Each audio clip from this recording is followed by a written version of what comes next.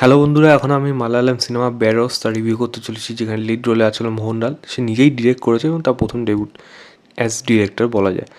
গল্পটাই ছোটো করে বলি আমি।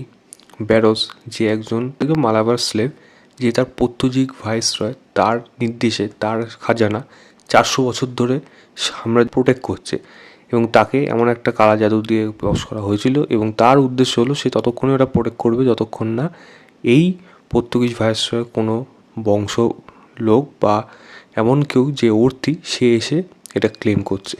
এবার সেই ক্লেম করে রাখার পর তাকে যখন নতুন করে আবার আবির্ভাব হচ্ছে এবং সে একটি মেয়ের যখন দেখা পাচ্ছে, সেই মেয়েটি কে এবং সে কি সত্যিকারে এর বংশভূত, এবং বংশভূত হলেও তাকে কি এই সম্পত্তি দেখতে সে পারবে নাকি এর মাঝখানে আরও অন্য কোনো গণ্ডগোল রয়েছে। থেকে বেশি জানতে হলে আপনাকে হটস্টারে এই সিনেমাটা দেখতে পারবেন, এবং না হলে ভিওডিতে অলরেডি অ্যাভেলেবেল আছে। হিন্দি ডাবিংয়ে আমি দেখেছি, এবং কেমন হলে হিন্দি ডাবিং মোটামুটি ঠিকঠাক।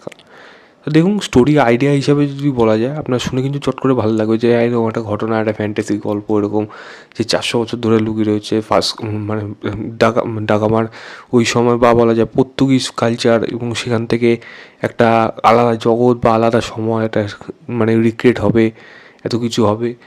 পাঠ্য বই হিসাবে বা গল্পের বই হিসাবে কিন্তু গল্পটা শুনতে বেশ ভালো লাগবে। বাকিগুলো আমি পরে বলছি। তাই প্রথম ভালো জিনিস হলো স্টোরি আইডিয়াটা ডেফিনেটলি ভালো, এবং এটাকে যেভাবে শ্যুট করা হয়েছে সিনেমাটোগ্রাফির কাজ, আমি কিন্তু অবশ্যই এটা প্রশংসা করবো। অ্যাটলিস্ট তারা করে যেটা দেখিয়েছে কিছুটা হলেও বেটার লাগে অ্যাটলিস্ট। বাট এছাড়া সিনেমার মধ্যে আর সেরকম কিছুই আমার ভালো লাগেনি। আমি যদি ভিএফএক্সের কথা বলি, ভিএফএক্সটা কিছু জায়গায় ওকে, কিছু জায়গায় খুবই বাজে। তো এখান থেকেই খারাপ জিনিস এই সিনেমার মধ্যে শুরু হয়ে যায়। প্রথম কথা হলো, গল্পের আইডিয়া শুধু ভালো হলে গল্পটা কিন্তু ভালো হয়ে যায় না। তা প্রধান জিনিস করতে হয় হলো গল্প বলার ধরন। স্ক্রিন প্লে যদি ঠিকঠাক না হয়, স্ক্রিন প্লে যদি বোরিং হয়ে যায়, স্ক্রিন প্লে যদি স্ট্রেচ হয়ে যায়, তখন গিয়ে গল্পের মধ্যে কোনোভাবে ইনভেস্ট হওয়া যায় না। এই সিনেমাটা পুরোপুরি বাচ্চাদের জন্য বানানো সিনেমা, কিন্তু আজকের দিনের বাচ্চা কেউ এই সিনেমা দেখবে না, কারণ কোনোভাবেই সে ক্যারেক্টারগুলোর সাথে কানেক্ট করতে পারবে না। প্যারোস এবং ইসা, এই বাচ্চা মেয়েটা, তাদের যে সম্পর্কটা সেটা কোনোভাবেই ফিল করা যায় না। ইমোশনাল বন্ডিং এই সিনেমাটার মধ্যে খুবই কম, এবং যেইটুকু রয়েছে সেইটুকু কিন্তু একেবারেই যথেষ্ট না।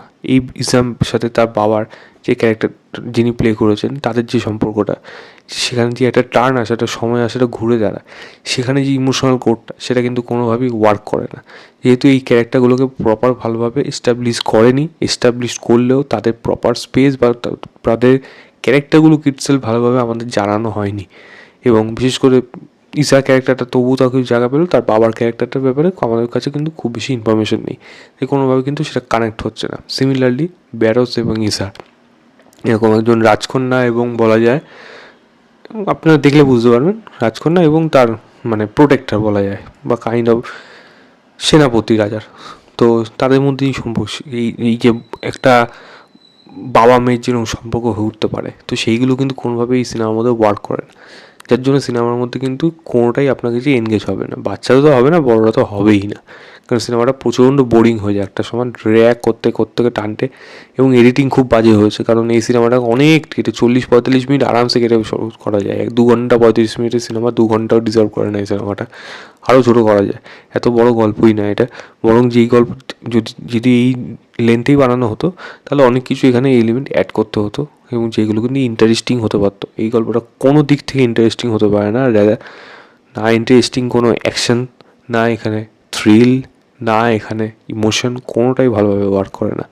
এবং সেখানে যদি আমি বলি বাকি পারফরমেন্সের কথা, কারোর পারফরমেন্স এখানে ভালো লাগে, ইনক্লুডিং মোহনলালের পারফরমেন্সও এখানে খারাপ। সে পুরোপুরি মানে ঘেটে হয়েছে বোঝা যাচ্ছে, তার ডিরেকশন এবং অ্যাক্টিং করতে গিয়ে দুটো সে বোধহয় আরও বোধহয় আগের পর আর কোনোদিন করবে না। ইন্টারভিউতে বলেও ছিল বোধহয় ভরদ্বাজ আঙ্গানকে, বোধহয় আমি আমার এই মুহূর্তে খেয়াল নেই, বাট কোথাও যখন দেখেছিলাম যে এরকম বলেছিল যে একটা ক্লিপ ভাইরাল হচ্ছিল, আমি আর করবো না, ডিরেকশন না করাটাই বেটার, সে শুধু অভিনয়ের দিক সেটাই ভালো।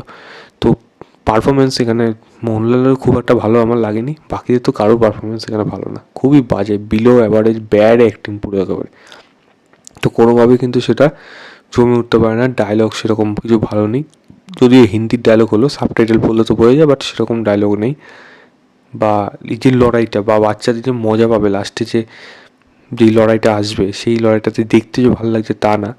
এবং সেখানে যা যা ঘটনা ঘটে খুবই ফোর্সফুলি জিনিসগুলোকে দেখানো হচ্ছে এবং খুবই বাজেভাবে দেখানো হচ্ছে, যেগুলো একেবারে এই সিনেমার জন্য কিন্তু ওয়ার্ক করে না। তো এই ব্যাড ডেটের স্ক্রিন প্লে এবং তার বাজে এডিটিং এই সিনেমাটাকে সম্পূর্ণভাবে কিন্তু ডুবিয়েছে, সঙ্গে এখানে পারফরমেন্সও কিন্তু বাজেভাবে হয়েছে। তো আমার কাছে সিনেমাটা একটা ব্যাড অ্যাটেম্প্ট। আমি ম্যাক্সিমাম 1 স্টার দেবো জাস্ট এই আইডিয়াটার জন্য আউট অফ 5।